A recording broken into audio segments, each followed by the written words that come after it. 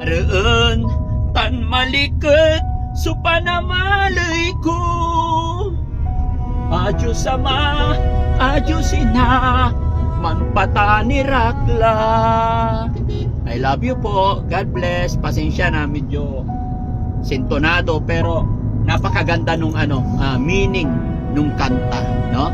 Yung anak na magpapaalam sa kanyang mga kaibigan at lalo na sa kanyang ina at ama.